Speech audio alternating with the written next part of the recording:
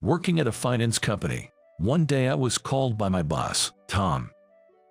A secondment. That's right. Well, go to your best. No, but the secondment is in eldercare. The company I work for operates a subsidiary that manages nursing homes.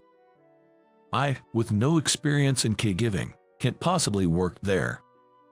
Well, that's how it is, Tom said, patting my shoulder sympathetically. A secondment, also known as a way to get rid of someone. In other words, I was effectively being fired. My name is Kevin. A pitiable 43-year-old suddenly let go from his job. I understand that eldercare is an indispensable job in society.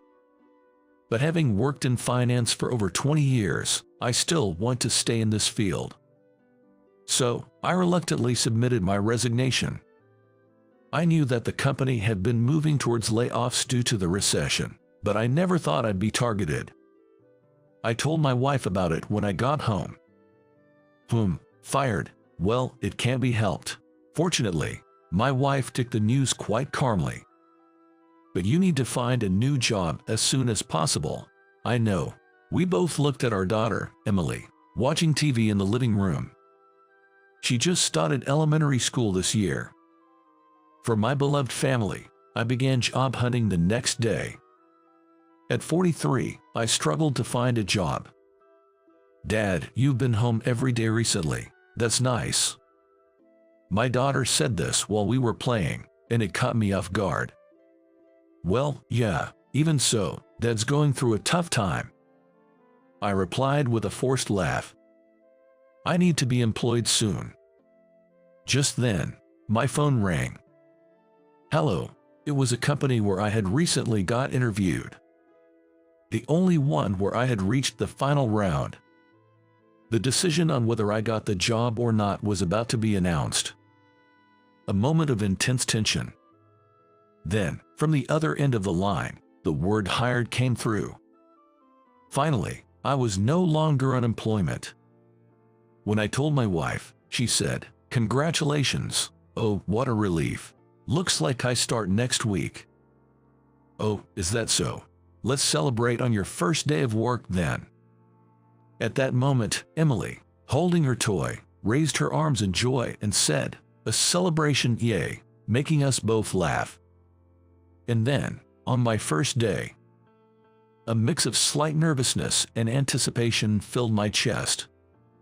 By the way, my new job is also in finance. I worked at a fairly large corporation before. Despite my age, my experience there led to my hiring. As I entered the company, the receptionist greeted me.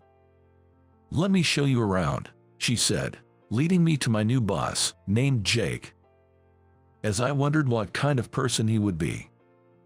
"Are you the new guy?" Yes. Nice to meet you, I'm Kevin." I was surprised that Jake was quite young. 30, no, maybe in his 20s. He must be exceptionally talented. Then, Jake looked at me and sighed in disappointment, saying, "Kevin, how old are you?" Well, as I wrote in my resume, 43 years old. 43, hey, I wasn't informed about this. Jake said this and looked at the receptionist, but she too seemed unsure how to react. I completely trusted HR with this. They said something about an exciting new hire coming, but why hire an old guy like him? They really should have consulted me first, he muttered, making my blood boil. I may not be young, but I will use my experience to do what I can. Then, Jake laughed abruptly. "I heard your previous company went through a major restructuring. It was just a layoff to get rid of unwanted employees, right?" At Jake's words, I choked and said, unable to find words. "So, you got lucky and got fired. Then you desperately came to interview with us. An employee from a declining company. You're only good for menial tasks." He smirked mockingly and said, "We don't need losers here." "What? What's that? You gonna talk back to your boss? If you get kicked out of here too, you'll have nowhere left, right?" What Jake said was true. To protect my family, I have no choice but to work under Jake. But the words that came out of my mouth were, "I'd rather not, thank you." Jake's smile disappeared. Working under someone who complains about age isn't going to benefit me. Plus, you disparaged the company I work for as a declining company. A company that can't respect its competitors will eventually fail because of young, ignorant, and arrogant people like you. Jake was enraged and said, "What did you say?" But I had already made up my mind. When I glared back, he seemed a bit intimidated and faltered. "I'm sorry we couldn't come to an agreement. I'll be leaving now." I said this and left the room. I ended up quitting on my first day. As I approached home, I regained my composure. What have I done? What should I do now? Even though I was distraught, I couldn't go back to that company. I'm home. Hearing my heavy voice, my wife, who was in the living room, greeted me with a surprised look. "What's wrong? Did you forget something?" As my wife served a cup of coffee, I told her I got heated and left the company because of some cocky young boss. She got angry on my behalf, saying, "What? That's infuriating. If that's how it is, let's get you into a better company and show them. There's surely a company that will appreciate your strengths. If needed, I'll work too. Let's work on this together."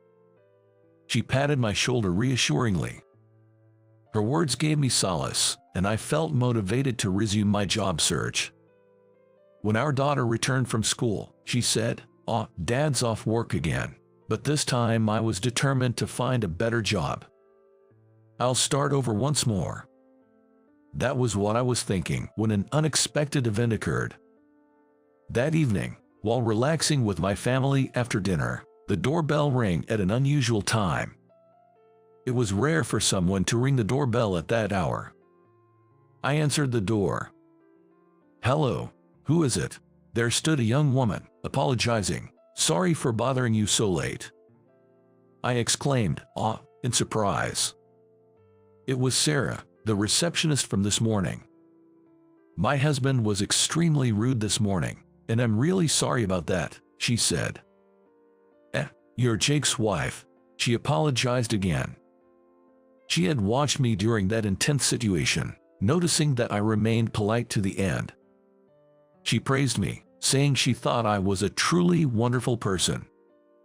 It's a waste not to hire someone who can be courteous to everyone. So, I personally appealed to Mr. Johnson, the president. He has agreed, so I came here to invite you back. She had come all the way to scout me. True, I was polite, but I was also a bit sarcastic towards Jake, so whether I was truly courteous is debatable. "Mr. Johnson hasn't received your resignation yet. He, along with apologizing, would like to meet you again. Could you come to the office tomorrow?" I scratched my head, feeling a bit troubled. I was angry at Jake's attitude, but it's hard to outright refuse when asked so humbly. When I said, "I'll visit the office tomorrow," she looked relieved. The next day, Sarah, who had visited me yesterday, was waiting for me at the office. "I've been waiting for you," she said, leading me straight to the president's office. We then took the elevator to the top floor, where the president's office was located. "Excuse me, I've brought Kevin," she said, knocking on the door. A voice said, "Come in." Inside, there was a robust-looking man and Jake, who had been unpleasant to me.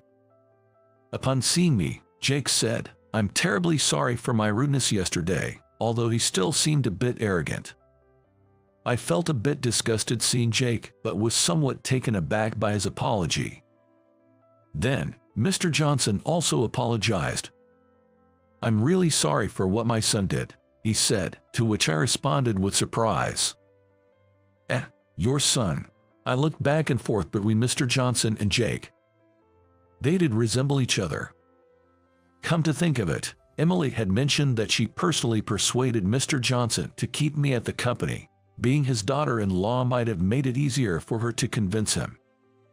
Then Jake was asked to leave, and I remained with Mr. Johnson and Emily. That son of mine has always been too presumptuous, but he's still my beloved child. I wanted him to do well in this company. Mr. Johnson said, sighing with concern. Apparently, Jake, despite being capable, was impulsive and often acted alone, leading to discontent and resignations of talented people. Ideally, managers should have reprimanded him, but given he was the president's son, it was difficult for anyone to speak up, allowing his behavior to go unchecked. Mr. Johnson was considering how to deal with his son when he heard from Sarah that someone sternly reprimanded his son. "That was me yesterday. You told my son he was just a young man living on pride without knowing the world." Frankly, I was surprised, even impressed. What my son lacks is advice from a senior who, despite having family and sudden unemployment, stands up again. "Kevin, would you please join our company and teach the younger generation what it means to be a professional? And could you strictly guide my son too?" Mr. Johnson asked me, leaving me flustered. I glanced at Sarah, who also said, "Please stop my husband if he gets out of hand." "Oh, okay, I'll do my best." In the end, I decided to stay. I then joined the same department as Jake. Immediately, Jake's recklessness began. "That's why I told you to pass this project." He was mercilessly angry at a junior, wielding a rolled-up paper like a baton. Other managers pretended not to see. Indeed, it was a hostile atmosphere. Sorry. As the junior apologized, Jake raised the paper to hit again, but I stopped him. "Jake, this is too much." What is it, Kevin?" "From my experience, that project won't pass. It's better to move on quickly. Isn't that what we should teach our juniors?" At my words, Jake seemed dissatisfied and muttered, "Humph," but he unrolled the paper he had been holding. "It kind of feels like I feel like a teacher guiding a mischievous kid." "All right, let's move on to the next, Jake." As I patted Jake's shoulder with a laugh, he quickly scurried away. Everyone looked at me with respect for standing up to the president's son. Sigh. It seems I'll have to work hard at guiding this son for a while. However, a year later, Jake gradually became less abrasive and started to grow as a person. The atmosphere at the company improved significantly, and Sarah thanked me, saying, "My husband seems calm at home too." Then, Mr. Johnson assigned me to a different department with a new position. I guess it's what you'd call a rapid promotion.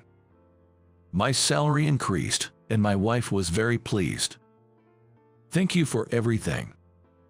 Jake said this to me before I transferred. I don't know if he'll become the president one day, but no matter how important he becomes, I want to keep pointing out any mistakes he makes. Living for over 40 years and getting fired taught me one thing. It turns out I'm pretty good at taking care of others. I want to use this newfound talent to teach the younger generation what being a professional is all about. Even an old guy like me still has a lot to offer.